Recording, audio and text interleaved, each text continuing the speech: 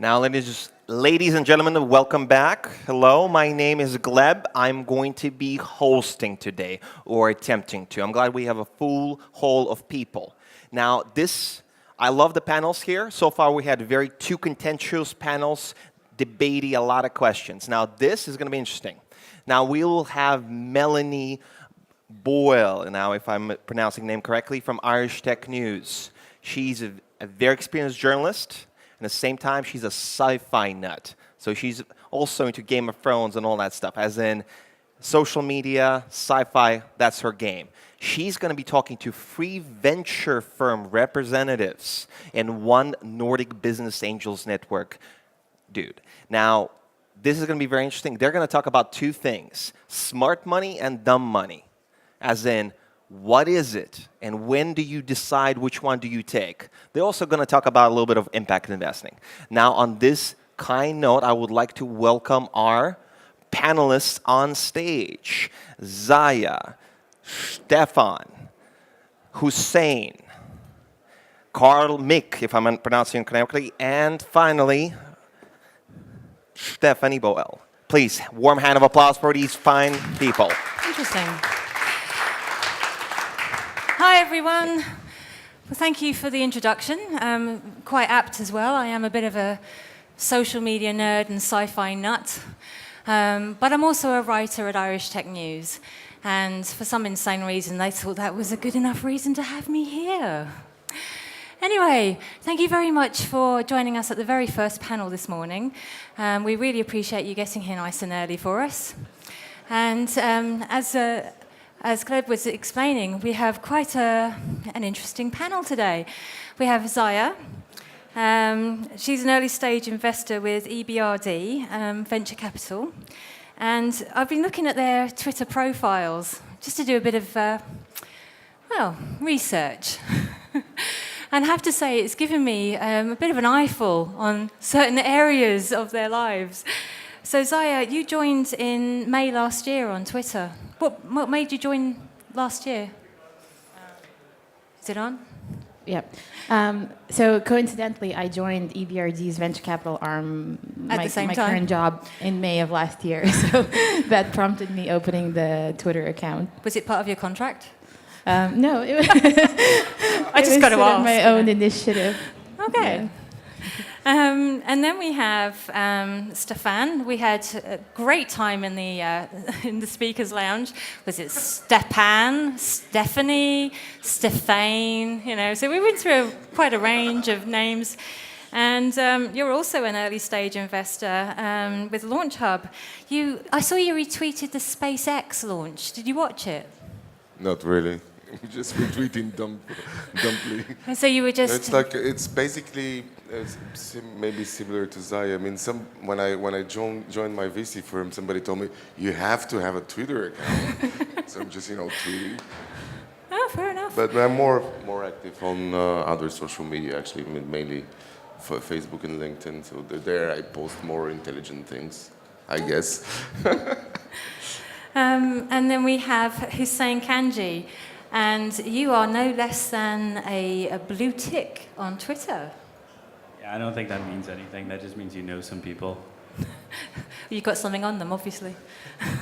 No, I know a lot of the exec team at Twitter, so they gave it to me a long time ago. I need to talk to you about getting me a tick. Easily done. Oh, good man. And your Twitter profile is build more tech, eat more cake. What's that about, Hussein? So I am an accidental investor and owner of a chain of bakeries in London that produce award-winning cakes and have the best afternoon tea in London. Well, there you go. That's See, my I told you. advertisement. Quite revealing looking at people's Twitter bios. And sorry, you're... Are you making your business meetings in your bakeries or If you follow me on Twitter, you'll see I check in at the bakery every once in a while. They say cake is really good for breakfast. Okay. Science. I'll go along with that. I didn't mention you're also a co-founder of Hoxton Ventures, and you're based in London. And then, last but not least, we have Claes, Mikko, and your Twitter profile is pretty intense, I've got to say. There's a lot of detail in there. You're the co-founder of FireBand.org. You're a steering board member of Rising North Fund and the managing director of Nordic Business Angel Network. Is this the smart and dumb question already? But yes, that's correct. Yeah. Good stalking, excellent. So yes, that's Twitter, and I'm happy to be a tweet believer. So is it Twitter or something? Yeah. I don't know what it is. You're just a tweeter. Do you actually get any time to enjoy things like eat cake or? Sometimes, but like Arnold Schwarzenegger says, you just have to sleep faster. And so I woke this morning 3 a.m. and I heard these guys watching on Twitter and Messenger like where is everybody? So I woke up the same time as these guys were. I'm not sure if you had any sleep this night. So good. We call it in Finland deep due diligence. Deep due diligence. Yes. So well done. So I'm a little lagging behind. So I'm going to catch up the Finnish sauna, which also known as Finnish exit. Sounds right as well. Well, I just thought I'd give you a brief introduction to our speakers. Now, we did discuss briefly by email what we were going to go through, but as Claes was saying, it's definitely about what is smart money versus dumb money. Zaya, why don't you start us off? What do you believe smart money and dumb money is? Well, yeah, I think that this, when I was thinking about, before joining this panel, whether I'm the representative of smart or dumb money. But I mean, there is such thing as, I think whoever your investor is makes a huge difference. So, because you'll be with these people for the next 5 years, and whether or not they will be adding any value to your company, and how, your relationship will evolve over time. So, or is it going to be someone completely hands-off, so just giving you the money and, you'll never see this person again, which in some cases I think works well, and there's nothing wrong with that. And I would say this is probably typically what we would call, dumb money. So like a very passive investor who doesn't really do quote-unquote value add, right, to the company or the entrepreneur. In some cases, I think we're going to talk about it. In some cases, that's perfectly fine. But I think, especially for early stage companies, it's quite important. If your investor is experienced in your vertical or in your business, if they've done, if they've invested into similar successful companies elsewhere, if they can really sort of help you and guide you. This is especially true, I think, for early, like seed, maybe Series A stages. Yeah. Because there are 5 stages, aren't there? And one thing I did notice actually from all of your profiles is you're all early stage. What is wrong with the rest of the other stages? Are they just dull, boring, or why all early stage? I think that definitely early stage is more exciting than late stage, but it's also more challenging. So there is really way more things that investors have to work with the companies and help them on various things. It's greater I risk, think that there isn't is when talking about smart and dumb money, there is the right investor for each round and each stage. So it's just that I can give you an example of a company that we're like a very, very early investor. It's a Bulgarian founder in Silicon Valley. We were like seed and pre-seed. Back then we were adding some value, but nowadays we don't really need to be involved so much because nowadays the guys, they have some other amazing VCs that invested afterwards, like Liner Perkins and a bunch of other guys on the B and C rounds. So in each round, the investors will actually give something specific that is the right thing to contribute in the given round. So what would you think was dumb versus smart money as well? We'll get back to that question. I think that dumb money in general is government money, unfortunately. It's like half of Europe. Yeah, by the way, Who are our your fund also LPs has some again? government money. It's just 36%, not half, just 36%. But in general, I'm saying this because there are a lot of attempts in some cases by local governments to kind of artificially create funds. They do tenders. On those tenders, a bunch of guys appear and say, okay, we want to be the fund managers, and sometimes you have people without that much of experience that end up, operating a fund for the first time in their lives. So I would definitely, in the same time, this is the way to start things in an ecosystem. Like, so in Central Eastern Europe, there been, funds like that. So, in some cases, local entrepreneurs, they don't really have that much of other options, but there will be, I would advise that they still have to be very careful, about the profile of the investor they're talking to. Is it like somebody that just, got some money from a local government or from a European organization without really having an experience investing or an experience of being an entrepreneur? Yeah. And Hussein, can you add any more to that? So I generally think most venture money is dumb money to begin with. We don't know how to build these companies. If we did, we'd be building them ourselves. So we write checks to people who are a lot smarter than we are, who then go on to do great things. There's dumb money, which is, I think, probably not so bad. And then there's really dumb money, which unfortunately there's too much of. And the really dumb money is people who then try and interfere in the business, often with the best of intentions. Oh, yeah. But they screw things up. We've seen this time and time again in all kinds of scenarios where people don't have the same long-term view, where people want to optimize for the short term, where people don't want to spend money. This is investors, and all of these things can kill companies or kill growth in the companies. Yeah. So I think you have to pick your money reasonably carefully.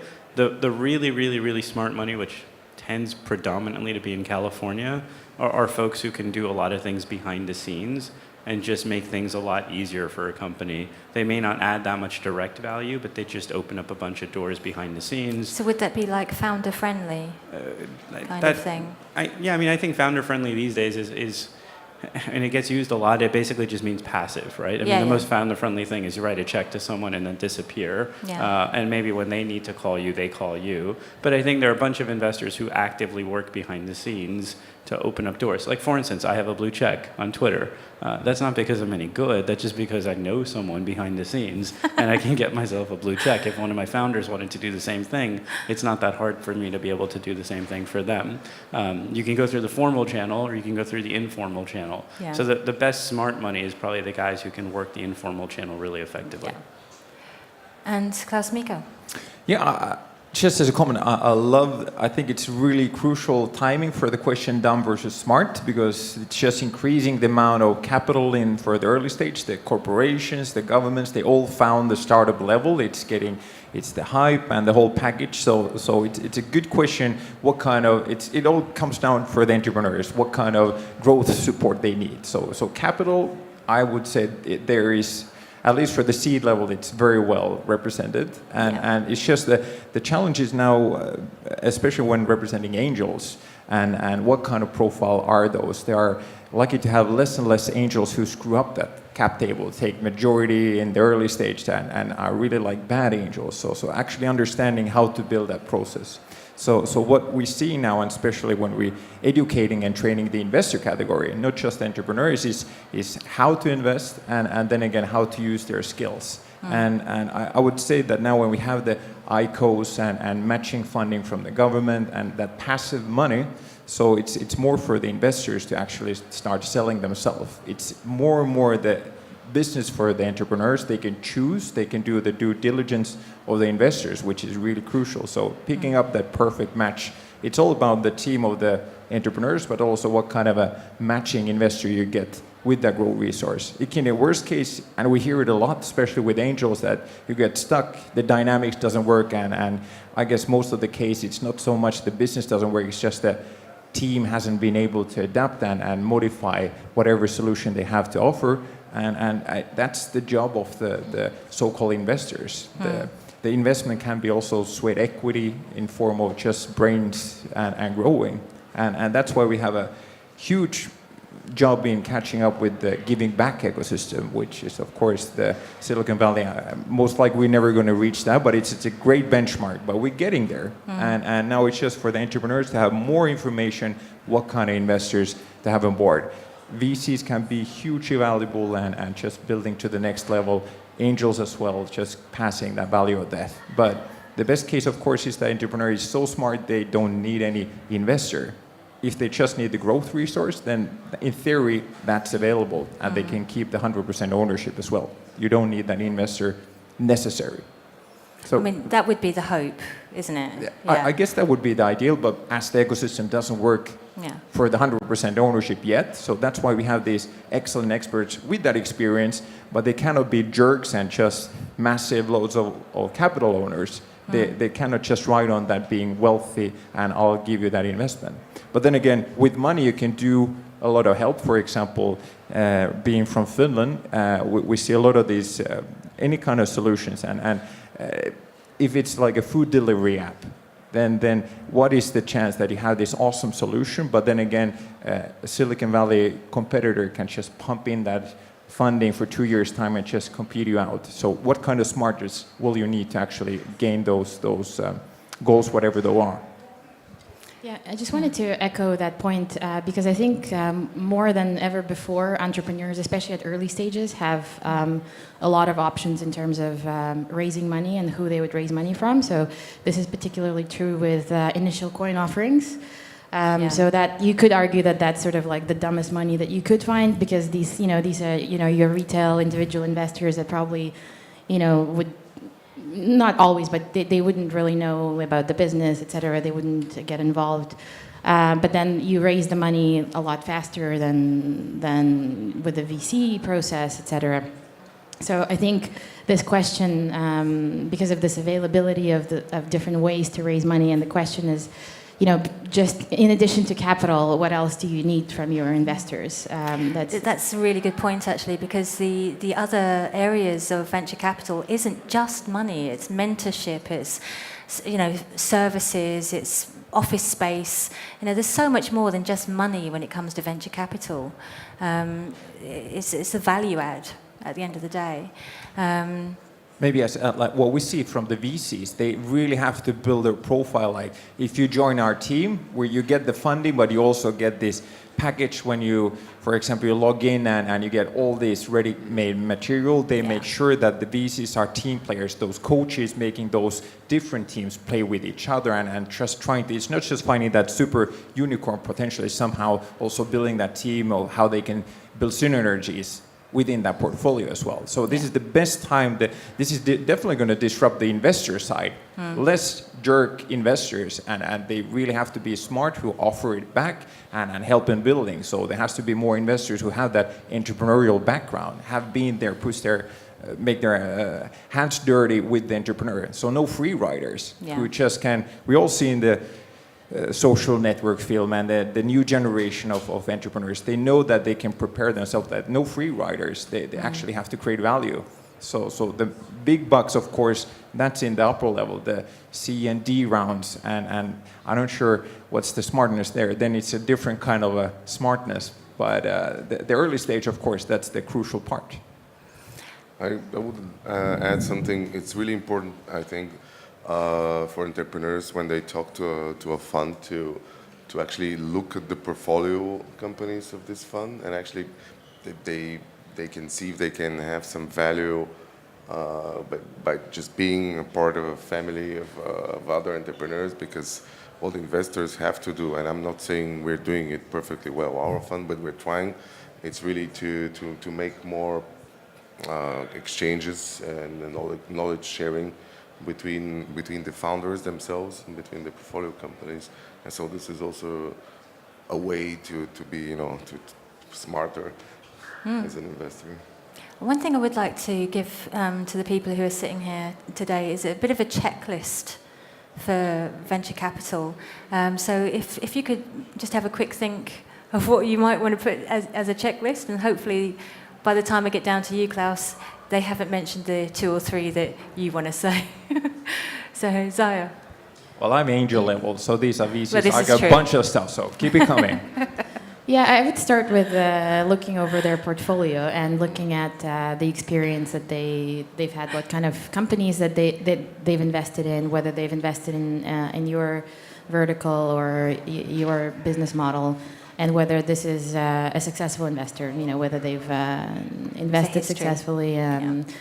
And then you can take it one step further, and you can actually do some reference calls with the investee companies, and talk to them about what it's like to work with this investor. Okay, so background research and history. Stephane? Yeah, for sure. I mean, when I'm talking to startups, you know, quite a few times I was asked about, you know, what do you guys provide on top of the funding. So there are some entrepreneurs that are like, you know, asking you directly this question, and usually the answer that I give is, you know, here's like a bunch of names. These are our founders. You know, just go and talk to them, and I'm happy to do the connection. That's a good idea. Yeah. So one other thing is that a lot of entrepreneurs are not doing their research properly. They, you know, the fact that you go to a conference and you see a bunch of investors and VCs on the speakers or an investors list, and you just start to talk to them, this is not good enough. I mean, you have to see, you know, is this investor like an active or a passive right now? Because VCs, they have stages. Yeah. You know, every VC also fundraises. So it's important for founders to understand that we also do fundraising ourselves, and it takes a while, sometimes even longer than for a startup itself. So, you know, first thing to check is this fund actually investing actively right now, or they're fundraising, or they're like passive in a way that they already invested, they still have money, but they keep this money only for the existing portfolio. Yeah. So this would be like checklist number 1. Checklist number 2 would be, are those guys investing in that specific geography? Because, you know, Max actually, he was in Sofia a few months ago, and he gave a talk, and you said something interesting, like the first checks are like traveling less than 50 kilometers or something like that. So, I mean, usually you will find your first investors really close to you. So, Due diligence both ways is essential. Yeah. You know, it's very important that you do your due diligence so that you know what your risk is. But it's as important that the startup or founder also checks up on the VC as well. So, yeah, very good points. Hussein? Yeah, I mean, the easiest tip is what Zaya said, which is you should do references, and you call down the companies, you call down the good ones, because you'll hear about how they added value, and you call down all the bad ones, the bad companies, the ones that failed, to find out how the investor behaves in the more stressful situations. And that will give you the best portrait of how the investor actually thinks about life. And then if you're socially connected enough, you call down the follow-on investors. So if you're an early stage firm, you call down the middle stage or the later stage firms, and you find out how they feel about that investor and about that firm, because they're the inheritors, right? They're the next round, and they will usually have a view on who's a good player and who's not a good player. Right. You know, in a small market like in California, where everything is geographically close and everyone is fairly socially connected, it's really easy to do that. When you start going across Europe and you're investing across countries, it's hard to hear the gossip and the real information. The information just doesn't travel as well. So you have to do a bunch of phone calls and I think some extra special work. But then at the end of the day, if you only have one check on the table, you know, sometimes unfortunately you have to take the check, right? So money does matter as well. Yeah. Good points, excellent. So as these were like more the, let's say the institutional, when you reach that VC level, it's expected that there is a team and there's a startup and you reach a certain level and you're seeking like 100,000 plus in euros. Let's take it simplified. But so I guess they're for entrepreneurs from the VC point of view as well, that you are looking for investments from somebody who does that as a profession, investing other people's money most likely, and then again you have to be sure that you get an active and a good representative from that VC company, that your contact person is your team member as well, so you don't get a passive, because the risk is you get a hired person who has no experience for entrepreneurship in worst case, and that we can call passive in one sense. Of course, so it's important to know what kind of a team member from that good name of VC, for example, you get. But when you go to a little earlier phase, the angels who in medium, they invest 20,000 euros per round per angel, at least in the Nordics, it's quite small tickets. So what is important that we don't have a definition in Europe what is a business angel. Anybody can call themselves a business angel, and so it's not mentoring, it's not philanthropic, voluntary job, but it's absolutely not consultation. It's not consultation that, because you're not paying for that service in that sense. So you're actually getting an investor. If you're looking for a consultant, then you're looking for a consultant. But it has to be fair that the entrepreneur understands that you're actually looking for an investor who gets equity ownership in that company in exchange for knowledge and eventually some capital as well to get to the next phase. So you have that, like, first of all, knowing that you actually have a right investor. And the second part, of course, the same, that you have enough information about this person, because most likely 90% of all the investments on angel level in the Nordics are made as a group. So not just one person, it's a group of people, typically 4 to 5. It can be even cross-border outside your own country. So how do you maintain that lead investor who represents, so you don't have too many chefs in that soup, so you have one voice, and that's the one you're building that company with from the ownership perspective. So but you have the support from the rest of that group. So once again, that's the problem for the lead investor. How does is that person able to create that perfect match of investors, not just free riders in that sense, and just building that 100K, 200K early stage investment.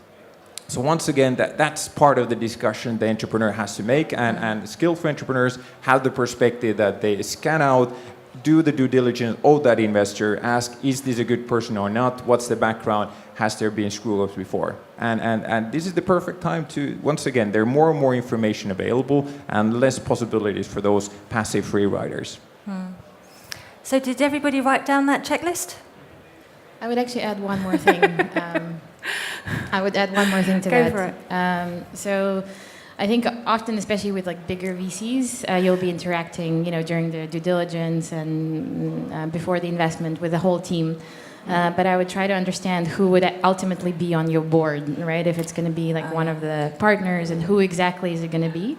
Because this is the person that you're going to be seeing on a regular basis for the next 5 years or more. So it's quite important that you actually feel comfortable having this person on your board, that you could have a relationship with this person, a reasonable, professional, mutually understandable relationship, and this person is not going to, interfere too much, or, basically, it's quite important to know who ultimately is going to be there. Yeah, no, I've got to say, when you're in the deal room or at a meeting here, it's great that you can bond over shared common interests, and you've both made it here, and you both like Game of Thrones and Walking Dead, and you thought the food at the cafe was fantastic, but you've really got to think long tail. And you've really got to think 5 years in advance. Are you still going to be, talking to this person, let alone investing with them? Can I add as well as one from one of the leading angels we have in the Nordics? He has one of his motivations for investing, because angel invest in two simplified things. That's the team and scalable. So these two simple things, if you have in order, you might very well get an investment. But this person has a saying that if he has a team that he likes so much that he's able to spend 2 hours a day for 8 years stuck in an elevator, then he's ready to make that investment. But that same goes to that entrepreneur, as you just said, that you're actually looking for that team member, especially in that early phase. So if you don't get that vibes correctly, that you actually like that person, or there's something, then you should just drop it. In most cases, it won't get much better, because when things are okay, you don't. So this kind of stress test or whatever that should be, typically VC tested it out that they listens to what the entrepreneur says from the first meeting, and after 3 months they ask it again, and have they fulfilled those, for example, promises they made. So that's stress test level. So also the entrepreneur should make something out of that investor. Hopefully the situation is that the entrepreneur gets to pick who the investor will be. But in most cases, the investor, it's not like you make a cold meeting and you make an agreement and sign it. It's more like a friendship that's continuing and being built. That's at least what we see back home in the Nordics, that it's a relationship game. And of course, when you're not pitching, that's the best pitch. You're just bonding, doing that 4 a.m. mingling with that glass of wine or whatever, and you're actually getting deep shit for whatever you like. So that's the key and a secret sauce, I would say, in many cases. We're all sniggering here because he was up until 4 a.m. So. He was the only one working that far. So. Yes, working. I